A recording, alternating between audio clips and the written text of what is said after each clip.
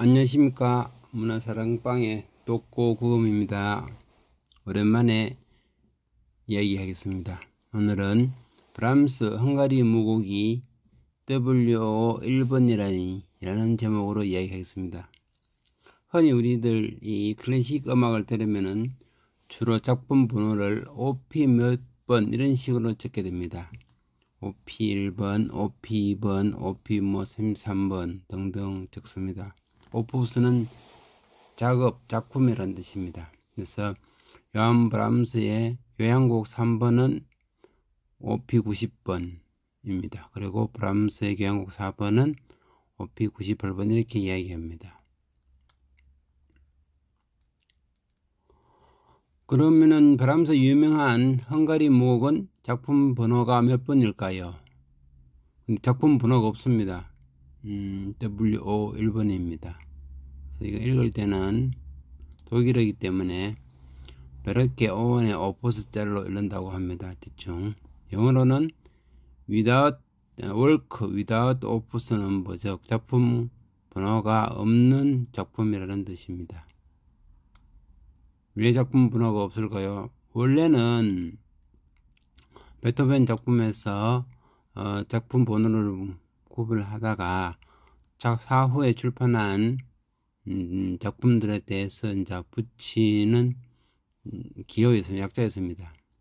그러다가 이제 슈만이나 브람스의 몇몇 작곡가들에게 붙이게 되었습니다. 그래서 브람스도 WOO를 쓰게 됩니다. 베토벤의 우리가 알고 있는 엘리지를 위하여도 이게 생전에 발표되지 않았고 사후에 악보를 정리하면서 발견되었기 때문에 엘리지를 위하여도 WO 59번에 속하게 됩니다. 그렇지만 헝가리 무곡은 생전에 발표하였고 인기도 많았습니다. 그런데 WO라니 좀 황당합니다. 다음 클래식 교과에 보면은 요하네스 브람스 1833년에서 1897년입니다. 그리고 헝가리 무곡은 1집, 2집, 3집, 4집으로 발표됐는데 1, 2집이 1868년, 즉 1833년생이니까 33살에 1집을 내게 됩니다. 그 다음에 이 3, 4집은 80년에 되게 47살 때쯤 돼서 발표하게 됩니다. 그럼 초연음행 그 작곡 발표한 그 해에 하게 됩니다. 출판은 그 다음 해에 하고 같은 날, 그리고 두 번째는 같은 데 하게 됩니다.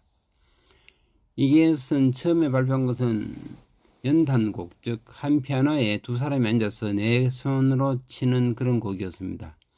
그렇지만 나중에 이야기하겠지만 이 당시에 이미 많은 사람들이 피아노를 가지고 있었고 특히 수도 같은 경우는 두 집에 하나가 피아노가 있을 정도로 대중화되었기 때문에 1872년 1, 2집을 피아노 독주곡으로 편곡을 하게 됩니다. 그래서 많이 팔아먹게 됩니다. 그러고 다음에는 또 이제 이 것들 중 일부를 관현악곡으로 편곡하게 됩니다. 작품은 총 21개의 작품으로 구성되어 있습니다. 우리가 아는 1번, 5번, 6번 유명한 곡들입니다. 그래서 이 곡들은 대개 33세에 작곡하여 발표하였습니다.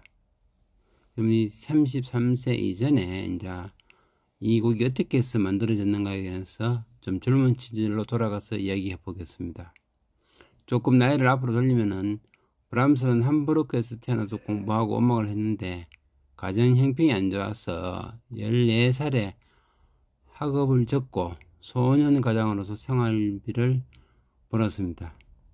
그래서 항상 가방끈이 긴 사람들을 부러워하였습니다. 그렇지만 브람스는 그 필명 중에 하나가 서재의 작곡가듯이 책을 아주 좋아했습니다. 그래서 책을 많이 좋아하고 독서도 많이 했다고 합니다. 그래서 사실 처음에 상당수 버는 돈으로 많은 책을 사서 읽었습니다. 그래서 요제프 요하임이나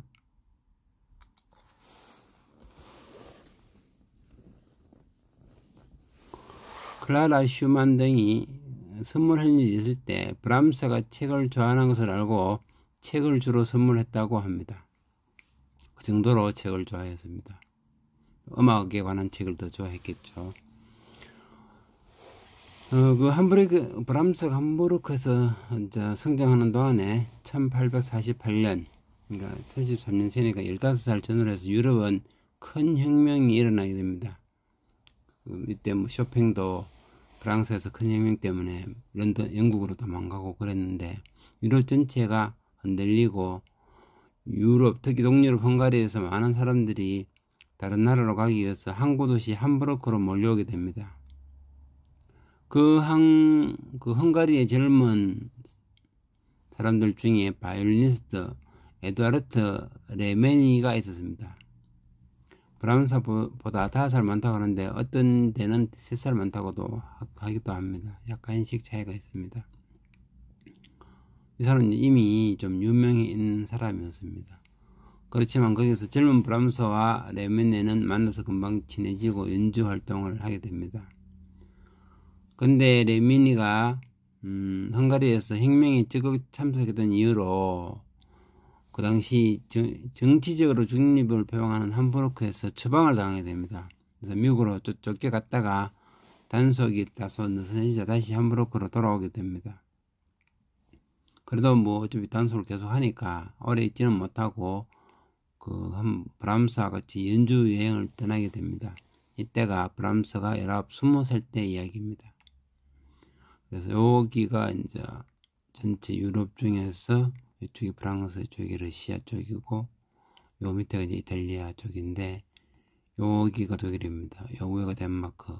근데 여기서 함부르크는 여기 강 따라서 이렇게 오면은 여기가 함부르크인데 거대한 항구 도시입니다. 여기서부터 이제 빈젠, 르네부르크, 첼레, 하노버 거쳐서 나중에 바이마르까지 가게 됩니다. 근데 마침 이제 하노버 위에 첼레라는 곳에서 연주할 때 그 유명한 사건, 이제 조율사가 피아노를 모두 반음 낮게 조율하게 됩니다. 그래서 레미니가 이거 지금 공연하기 어려우니까 취소하자 했는데 브람스가 괜찮다고 하면서 그 모든 반음을 다 높이를 맞추어서 연주하게 됩니다. 그래서 이제 이 사건을 나중에 연주 후에 레미니가 발표하여서 사람들이 다 놀라게 됩니다. 그래서 남쪽으로 내려가서 이제 하노버에서 요제프 요하임을 만나게 됩니다. 요하임과 레미니는 이제 옛날에 같은 선생에게 배운 적이 있어서 서로 잘 알게 됩니다. 여기서 브람스와 요제프 요하임은 짧은 기간이지만은 둘이서 친하게 지내게 됩니다. 그 다음 브람스와 레미니는 계속 여행을 하여서 더 남쪽으로 내려가서 바이마르로 향합니다. 거기서 카펠마이스터, 즉 음악 감독인 리스트를 만나게 됩니다.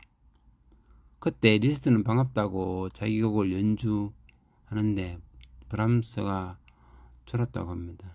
먼 훗날 이 시점에 관해서 브람스는 리스트 음악이 아마 그때 거부 반응을 보이지 않았나 그렇게 이야기했다고 합니다. 한편 레미니는 리스트의 강한 카리스마에 빠져서 그 리스트가 이루고 있는 신독일 학파 사람들과 같이 지내고 싶어 했습니다.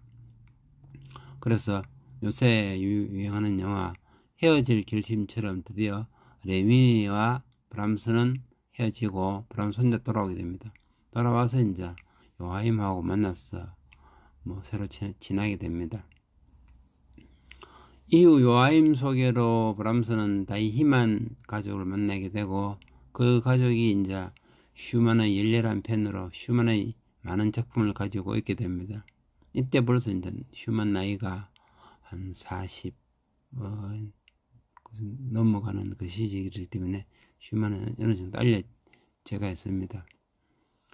그래서 이제 브람스는 슈만의 작품을 보고는 리스트만 달리 이 작품에 아주 매료됩니다. 그래서 슈만을 만나야 됐다는 생각으로 뒤셀도르프를 향하게 됩니다.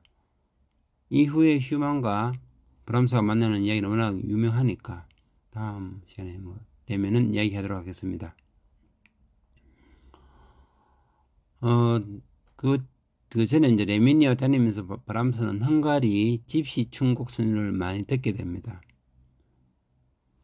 그래서 많은 선율들을 기록했다가 나중에 편곡하여 발표하게 됩니다. 즉 레미니와 그 음악 연주 여행을 한 건 20살 때고 이 선율을 기록해 놨다가 나중에 편곡하여 발표한 건 33세 때입니다. 처음 발표하는 거는. 그러니까 어느 정도 시간이 많이 지나서 발표하게 됩니다.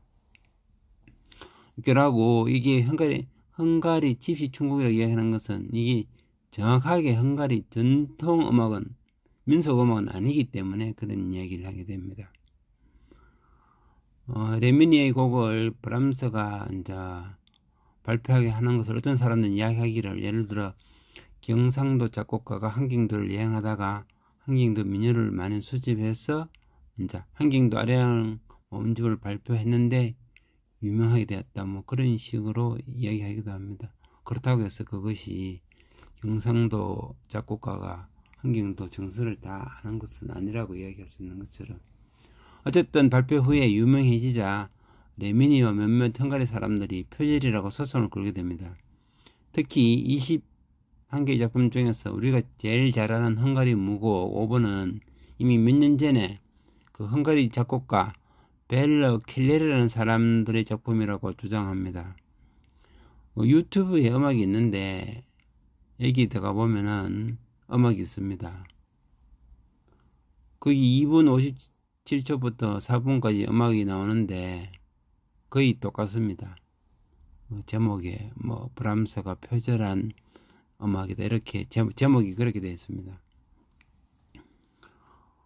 어쨌든 결론적으로 브람스는 이 곡을 발표할 때 이제 작곡이 아닌 편곡으로 그러니까 어떤 음악은 아는데 누가 주인인지 모르겠으니까 내가 편곡하겠다, 그런 식으로 발표하여서 결국 재판에서는 이기게 됩니다. 지지 않았다는 이야기입니다. 그렇지만 브람스 사후에 많은 학자들은 이 문제가 많은 곡을 정식 작품 번호를 부여하지 못하고 WO 1번을 주게 됩니다.